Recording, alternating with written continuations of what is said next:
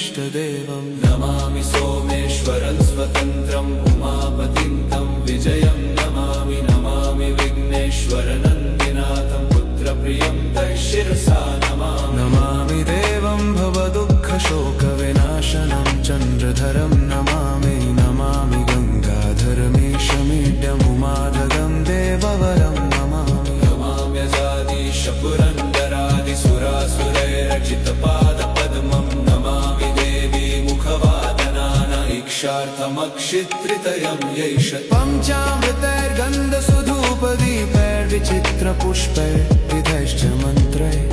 अन्नप्रकारैः सकलोपचारैः